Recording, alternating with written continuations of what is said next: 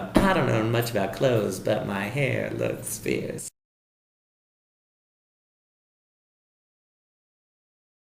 Um, this is a show, I call it my subversive jukebox musical. But basically, it's a bunch of different numbers from a bunch of different shows I've done in the last 9 years, and it's always changing. I put it together as a way of what I was finding is that audiences didn't understand what I was doing. It would take them too long into my pieces to kind of get it unless they knew me already or had seen something of mine already, because there aren't that many people who are doing what I do, so they don't have context for it. So I decided to create a show that would kind of give context to what it is I'm doing and what I have done. And I really wanted to talk about homogeneity a lot. So the structure of the pieces lacks any homogeneity. There's lots of different genres and styles and forms and techniques and to create it. So again, it's stand-up, it's performance art, it's realism, it's theater of the ridiculous, it's commedia dell'arte, it's mask work, it's puppetry, musical theater. I maybe said that.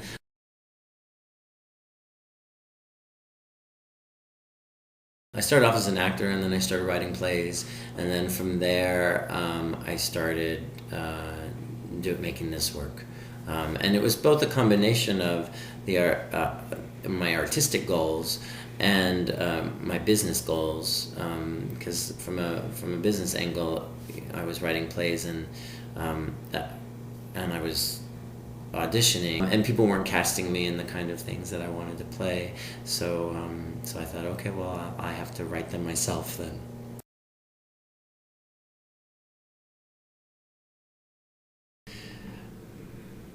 Find out who you are without praise or blame, and be it. That's a Quentin Crisp quote. So if who you are as an acting singer, and people say you're a horrible singer, but it doesn't matter. If that's who you are inside, then that's who you are. I started making this kind of theater when the applause weren't enough. When I would be in plays and people would applaud, and then they give the standing ovation at the end, and you think, yeah, I didn't care about a single moment of this. I just didn't care. That's when you have to realize, oh, maybe it's time to start making a different kind of work that you really care about.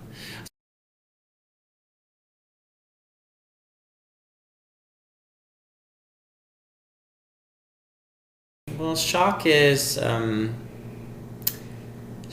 me, I feel like you have to communicate responsibly. So if you really want people to hear what you're saying, then you have to find a way to say it where they can hear it. When you shock somebody, their whole system shuts down and they stop feeling. And my goal as a theater artist is to get people to feel, to remind them of their humanity, essentially. So, I learned this from Uta Hagen. The only way to get people to feel is to surprise them. So, and she was talking about actors. Like, in order to feel something yourself, you have to want something and then be surprised by what it is that you're not getting or how it's changing, right? But I applied that to kind of the audience and say, oh, in order to get the audience to feel something, I need to surprise them. And the surprise can be anything from the wind blowing on your neck to being a drag queen and then coming out with some intellectual theory, or like people don't expect that. And so what happens is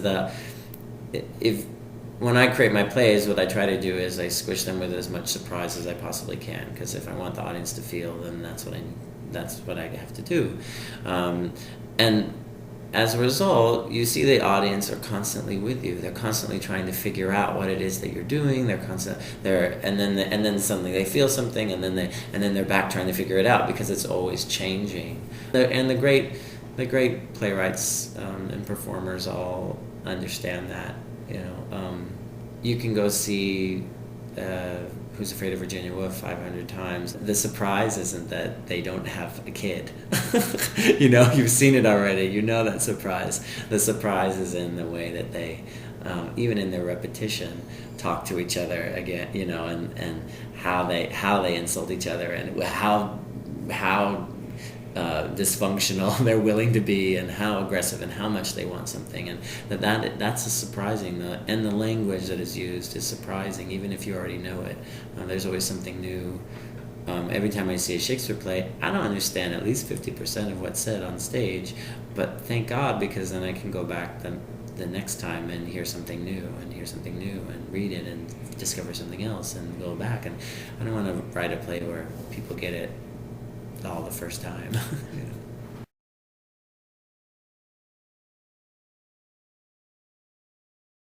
Ludlum is definitely an influence. Charles Busch is a friend and is lovely, and he's inspiring as a performer. Certainly, I would say. I actually steal from him ever so often. He does this thing where he goes da da da da. He's always like doing this thing with his arms, da, da, da. And I steal that from him, like almost in every performance I ever do. He's fantastic. Well, yeah, I think she is. I mean, she would come to the performance venues that my friends and I would always perform at, and I think she was taking notes. You know, she definitely was taking notes. She says she's been around for a long time. You know, how old is she? Like 24 or something. Like she says she's not an overnight success. You know, I'm like, if you're 24 and you're a millionaire, you're an overnight success. Like, I'm sorry. Like, you don't get to like hang around New York for a year or two and then not call yourself an overnight success. That's my own personal bias. 15 years. 15 years in New York. But I think she should be an overnight success. I mean, more people should be overnight successes. You know, I think I love that she's getting creative, and she's been inspired by a lot of neat artists, and she acknowledges that, and I think that's great. Yeah, I'd say she's a drag queen. It's all drag, right? It's all drag. It's just some people's drag is more interesting than others. Varla Jean is old school. Like, Varla Jean is, yeah, I mean, I have a lot of respect for Varla Jean, but it's completely not what I'm doing at all. It's the kind of thing that people sometimes assume, that when they say that it's a drag queen, they assume that my show's going to be like that, and then they come, and when it's not uh, uh, 100% camp, they get kind of disappointed. Like they so because it's not it's not a lot of vagina jokes. You know what I mean? Like, and I love Varla Jean. I love watching Varla Jean. Really talented, but it's completely different. In some way, it's as different as me and Liev Schreiber, or I mean, it's that's how different it is.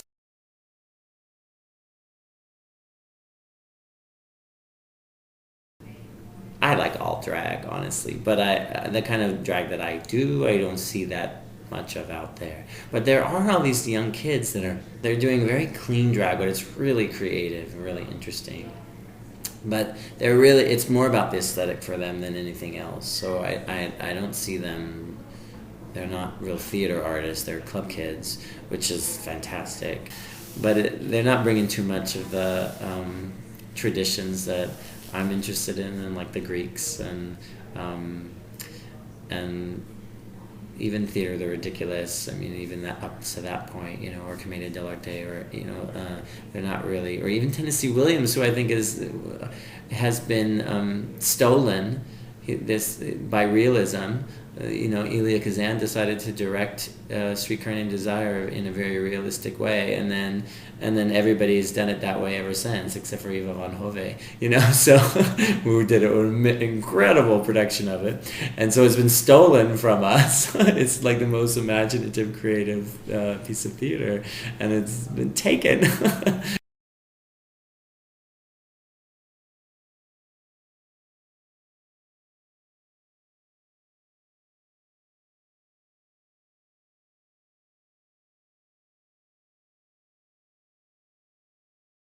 Ta-da, ta-da.